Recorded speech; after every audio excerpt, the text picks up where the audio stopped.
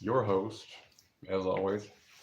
Anyways, let's see. Yesterday I went off on kind of a little bit of a tangent, um, but regarding that, I don't know if anybody's watched, but man, Israel just took out the number one of that Hezbollah. Huge shit ton of airstrikes, man. I don't remember how many missiles they've shot or whatever, but they've confirmed and like 500 and some odd people killed, taken out quite a bit over in Beirut or whatnot. So it's kind of a crazy thing to think about. Um, Other than that, you get your typical politics bullshit going on with Biden, or not Biden, Harris and Trump. All boring, all yeah, it's so childish in nature. Elections in the United States now kind of remind me of back in high school or something when you had people running for student class president and all that type of junk, and making all these like promises and things along that line of what they're going to do to make things better. Well, it's almost like they really can't. It's really up to the Senate and the people. But it's funny. I mean, just like in high school, what's a student body officer going to accomplish? I mean, hell, you're 17, 18, something like that. I mean, I don't know. I get a kick out of that type of stuff, but it is what it is, right? Um, American politics have just become kind of it's ridiculous, I guess. I mean, you've got the news agencies or whatever that, incredibly biased. It's, it wasn't until I had been outside of the United States watching on a foreign television program or news program or whatever you would call it, seeing how biased the American media is depending on which channel you watch. So I don't know. That's always been something kind of like a left a bad taste in my mouth. But you know, anyways, so there's all that funny stuff.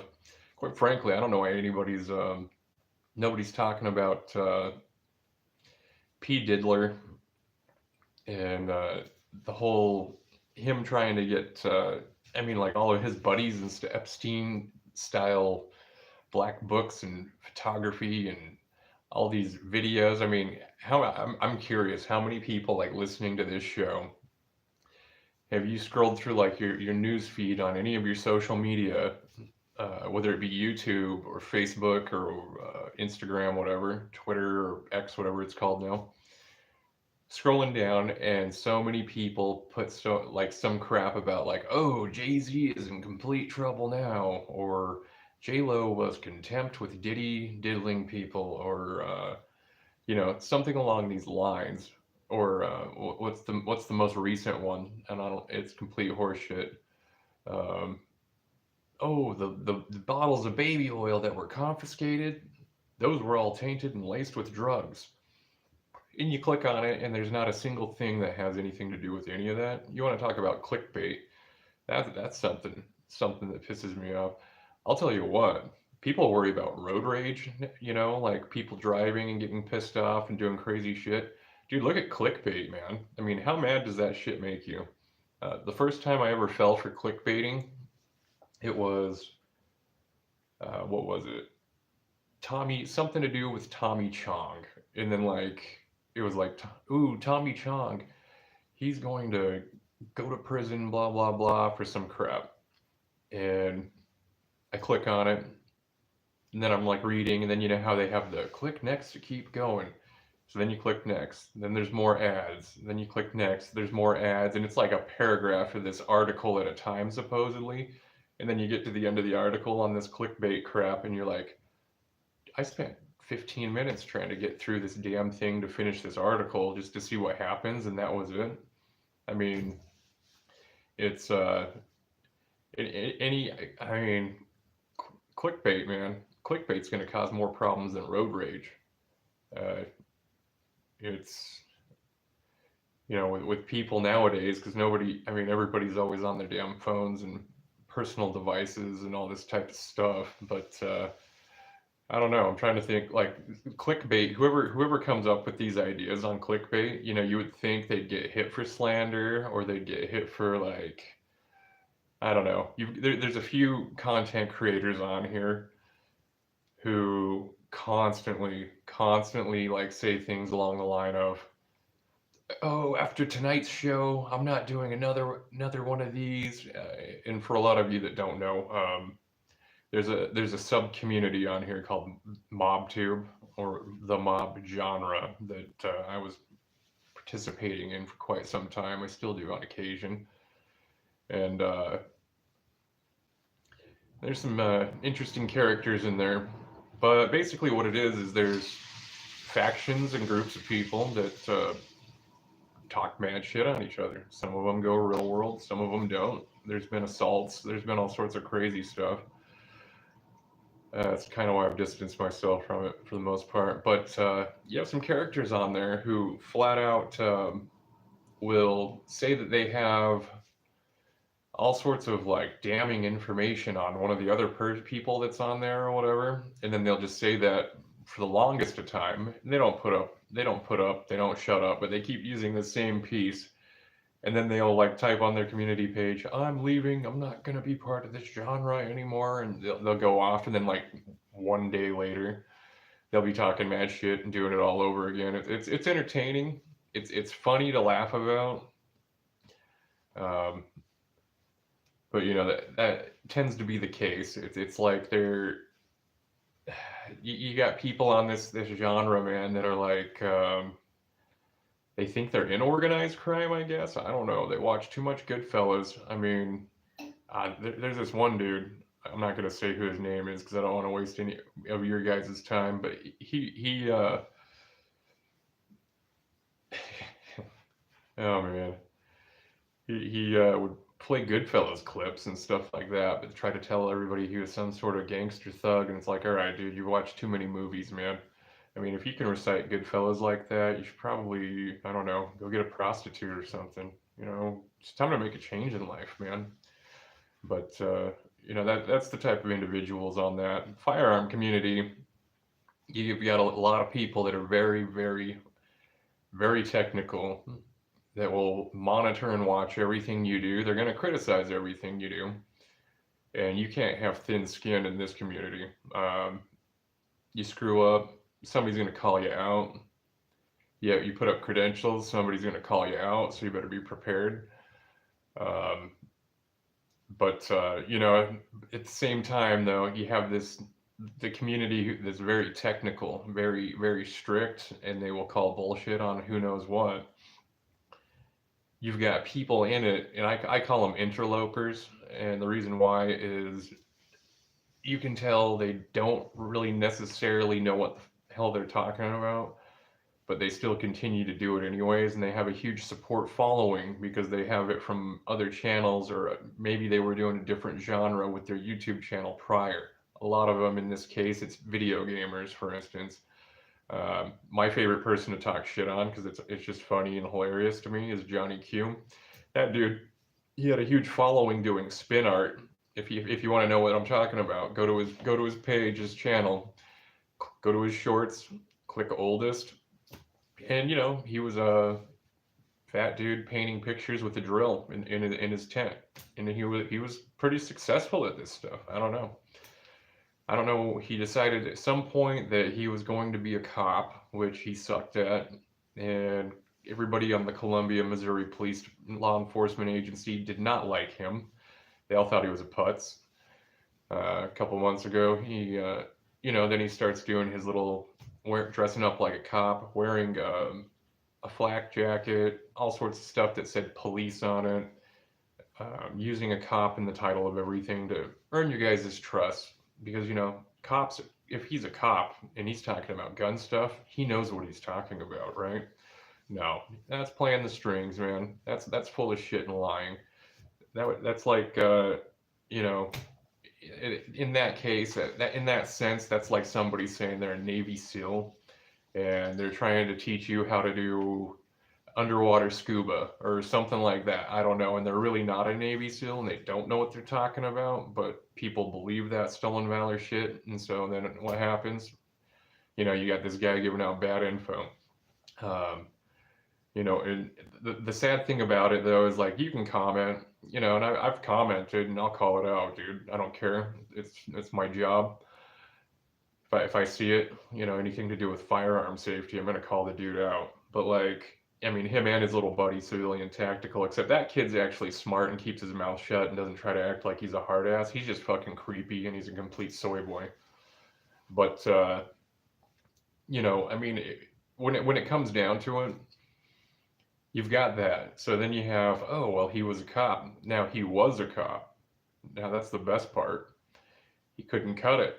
People, I mean, you know, with the whole him sweeping the house or like him wearing all this gear or him saying he actually goes into his own comment sections. This is the best part. And he will type a question or whatever, and then for his next short, he'll be like reading it and be like, good question. Now, here's the funny thing. A lot of guys know a lot about firearms. A lot of guys have an, you know, incredible eye when it comes to spotting guns. Like if somebody's shooting, like I could be shooting one of my high powers. Somebody could be like, "Oh, dang, dude, that's sweet. That's one of the high powers FN, you know, pre whatever, whenever they stopped developing those and then restarted again in 2011 and then 2019 again, right? Guys have an amazing eye for detail. This dude though, okay, not anywhere in the video uh, does he have a Safariland holster. Okay, that's the best part. But in the comment section, it asks, "Do you have a Safariland holster?" And those holsters, you know, they're not really like anything super special looking. It's just, you know, your little hard plastic Kydex style type, right? So there's that comment in the question. And what's funny is like you go to his next clip. Is that a Safariland holster that you're wearing? And then he'll go off on it or whatever. And it's like, dude, you're totally like just in there with sock accounts and shit like that, talking to yourself. I mean, oh man, that's just weird. I mean, somebody was telling me there's a guy named like his name was like John Wolf. He was another one of those nut jobs in some of the crazy online communities or whatnot. They said that he would do lives and he would be typing to himself in the live. I mean, I've only got like what, one person in here listening, maybe two. I don't do lives normally. I only do these just to keep the channel algorithm going. But like, dude's in there with sock accounts and shit, like typing to himself and just back and forth and then commenting on it. And I'm just thinking, man, this Johnny Q dude's doing that same shit, man. That's so funny. But Safariland holster, you know, there's so many Kydex style holsters out there. Safariland's not even like a high end. It's you know, 30-40 bucks or whatever. It's not the greatest. I mean, I use mine on occasion, but I'm going to be down in the dirt, you know, if I'm doing something like that. But like I mean, come on. Is that a Safariland holster? Or like some company that you know, they're they're a smaller company for firearm accessories or something, or maybe they're exclusively like online, but it's like, oh, hey, is that a let's see, what brand would it be? Is that a Giselle trigger system situated on the AR-15 in the background? You know, something like that, that there's no way you'd even be able to tell unless you got up close and looked. And then, you know, and then he'll do his next video on that. But the dude has no content. You know, it's cute that he plays LARPing and dress up. You know, at the same time, the example he set, I mean, he's pretty fucking stupid. That's all I have to say. You watch The Departed. I don't know if any of you guys like it. It's one of my favorite movies. There's a scene where like Leonardo DiCaprio at the very end with Matt Damon's getting off the elevator, and as soon as the door opens, boom, Leo DiCaprio gets shot in the head and drops to the ground. That's exactly what I picture happening to like this Johnny Q dude if he was trying to run down a corridor with a firearm, trying to clear a house or something. I just think of that every time. As soon as he hit that corner, boom, you just see him drop, and that'd be the reality of it. And I wish he would incorporate that into his videos. Have his little 12-year-olds that play video games watch that shit. I mean, it'd be funny. But I don't know. That's just I just picture that every single time. Like this dude really has no idea, and I don't know. You don't respawn or whatever it's called like in video games, dude. If you die, unfortunately, you take a dirt nap forever. There's no to be continueds, but there's that on the factor and on the docket here. Um, but that's my ramble. That's kind of what I got this morning. I was doing some of the shotgun stuff, covering that with you guys, slicing the pie. Shotguns, obviously, now clearing rooms with those is going to be it's shotguns. It's difficult on account of they're so wide. When you swing that, you've got that up a lot harder, more difficult to go. When you're cutting the pie, you got to remember your kitty corner here is going to be the first place that you clear because your eyesight's there. You're cutting the pie with your rifle pointed inward this way as you're clearing each section by section when you go around. The bad thing about that, though, is it's so large. A lot of people tend to make the mistake of sticking their muzzle of their barrel through a door frame before they completely cleared that whole room. And like one thing for sure. I mean, if somebody's slicing the pie and you're on the other side of the door and they're slicing the pie, working their way into that, my recommendation always is you get as close up to the wall like that as you can, because it's going to take them a moment and they're going to be the one exposing themselves first. But this is something I'll drop later in a video. But I think things along that line, that fact matter. But with a shotgun, if you have a folding stock or anything like that, that makes it a little bit easier to maneuver, but that is the tough part. The other bad thing about it is, shotguns with a recoil. I mean, if you're holding just a pistol grip, you've got the stock folded up. That makes it easier as well to maneuver and get through doorways. Sorry, I'm looking at my shotgun over here, but you can't have those on live streams. So as I'm going here, but that'll make it a little bit easier. But still, you've got an 18.5-inch barrel. Unless you've got one of the new Shockwaves, you've got a Raptor grip, something along that line. But like with a pump shotgun, that's something you have to take into consideration, is just trying to swing that around, going from low ready up to ready up or whatnot when you're ready to start shooting. That's another thing to take into consideration. Like if you're breaching or you're going through a door, you're grabbing that doorknob, you've got the shotgun here, you've got that pistol grip, you got to hold that as firm as you can with your trigger hand into your shoulder while you're grabbing the door, because it's not like a handgun where you're already in your ready position, ready, and it's not like your AR where it's shorter and it's lighter, because shotguns are heavy. And so when you're opening that door, you're pulling back, you're going right back up to your foregrip. You make sure you've got that cheek welded onto your stock as you're walking backwards and you're clearing. And these are a lot of things you have to factor and figure out. In the clip that I dropped, one thing, silhouettes and shadows, always play off of that, because either they're going to give themselves away with it, or you're going to give yourself away with silhouettes and shadows. Now, in the dark and stuff like that, I understand you're not going to see that. But, in broad daylight or anything along the line like that, look for reflections, people moving around, flashing light. Colby Miramons, 27. Thanks for dropping in, man. Welcome. But you're gonna, when you're doing this, if you're in a defensive position, silhouettes, shadows, and light, noise, everything. Your home, reflections, windows, mirrors or whatever, the creaky floorboards in your floor in your home. So, I mean, it's stuff like that gives you that tactical advantage. You play off of it. Doorways and things like that, same thing. For instance, like every hallway in your home, if you're going to step into it, there's going to be a funnel. You know what the points are on that, whether it be you've got two bedrooms, one here, both doors closed, or whatever the case may be. But that's all plays a part of it.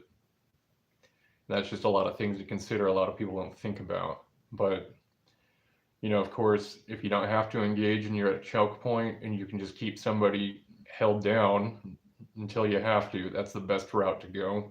Usually staircases are the best place for those types of positions, because they have to come up into a blind spot for them where you have the tactical upper on them, where you can get the drop if you have to. But that's some of the shotgun CQB we'll get into. I'll be dropping some more of that. We'll do some lives at the range. It sucks. I wish some of this stuff, I really feel like it would be better off if I could live stream it for you guys, but I can't because YouTube does not allow that with their community guideline crap, which is a big bummer. But, it is what it is. We work with what we can do. So, but, with that, I like either double aught buckshot, or I like to use number 4 buckshot. Those are the two that I prefer. That's personal preference. Hey, Park the Hunter, welcome, sir. Welcome, you guys. But these are some things with shotguns to think about. Another thing to think about with shotguns, and this guy told me about this. Why I say number 4 buckshot is because it's got about 40 22 size, lead bearings in there or whatever. He would be out. Let's see. He would tell me that he would go fly fishing in Alaska. He'd always have. He'd have a 357 as pistol. Okay, it's a decent pistol. That's a good round for something. Of course, wildlife in Alaska. You've got those Kodiak bears, all that stuff. They're way aggressive. But he would always take his dog with him, and then he said he would always have just a Mossberg 500 pump shotgun with number 4 buckshot in it. And the dog would give him a warning if something was coming. And I don't know. He said he's shot bears with it and killed them. I don't know. So that's something possible to look into. But I don't know. After that, I went out and bought some. I did a little bit of shooting with it, just to check it out or whatever. And number 4 buckshot's pretty sweet. I'm not gonna lie. I still like double aught more, but some guys alternate it too. Some go slug, some go buckshot slug, which can be pretty effective, I guess. But you hit somebody with a slug and you hit them center mass, man, they're going down.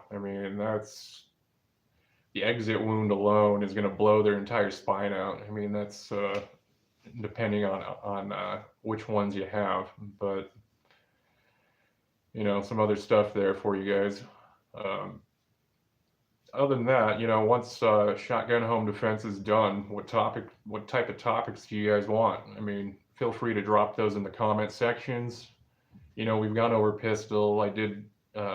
We did shotgun month. We did shooting month. We've done, let's see here, we did carbine month or whatnot. A little bit of long range when we got into the bipod stuff. I'm not going to lie to you guys now. Do I like 1911s? Oh yeah, dude. Colt 1911s. It's the American pistol, man. John Browning, man, my idol. He developed those bad boys, sold that patent to Colt. I do like the 1911. I will tell you this though. Oh yeah, fantastic gun. It's a classic, man. I will say though, if I'm gonna go with a firearm, man, we're gonna go old school with the old school guns. My firearm of choice, dude, is still gonna be the FN Browning High Power, man. It's basically when he was designing that, before he died, he never finished it, but FN ended up finishing it and still naming it the Browning High Power. But basically, it's 9mm. and it's supposed to correct all the issues that the 1911 had, and that's why I like the Browning high power so much. I mean, don't get me wrong, dude. 1911, I love the gun, man. 45 caliber is badass. Bolt action, yeah, yep. Bolt action rifles, man. Uh, who doesn't like a good bolt gun? Shooting 30-06s, 243. I mean, it's all fun, man. I love all guns, man. Any type. I hunt with a lever action 30-30, just an old Marlin. But as far as bolt action rifles go, yeah, man, I love to hunt. My dad, that's always what he used, was a 30-06. Just old school stuff, man. What kind of rifles do you like to shoot with, Colby?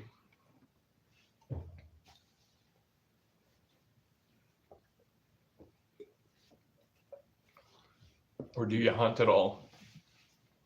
Or are you looking to get into hunting? But I mean, like hunting stuff. Most of the stuff I hunt, though, I hunt with shotgun because of where I live. But a lot of people out here in the Dakotas, when you get up over onto the west side, and you're kind of up in the hills, more the mountain area, you'll have more of you'll have your elk, your deer, your bighorn sheep, mountain goats, stuff like that. But out here where I'm at, more of in a prairie type area out here in Pierre. A lot of pheasant, geese, ducks. I'm right by the Missouri River, so I fish that bad boy every day. It's the way to do it in life. But I don't know. Bow hunt. I got some funny bow hunt stories. I suck at bow hunting. I mean, I gave up on that. That was a little bit too many failures on that one. Let's just put it that way. But yeah, you guys feel free in the comment section. Stuff you'd like to talk about. If there's anything political gun wise, there's techniques, if there's ammunition types or questions, feel free to comment, guys. And I'll, if it's a question that you're curious about and you're just trying to seek somebody else's opinion, I can give opinions on a lot of stuff, but I can't give facts on a lot of stuff because I haven't tried a lot of stuff, if that makes any sense. But feel free, guys. You guys all have a good Sunday. Enjoy it. Spend it with your friends, family, whatever countries you're in. Take it easy, guys. Be safe.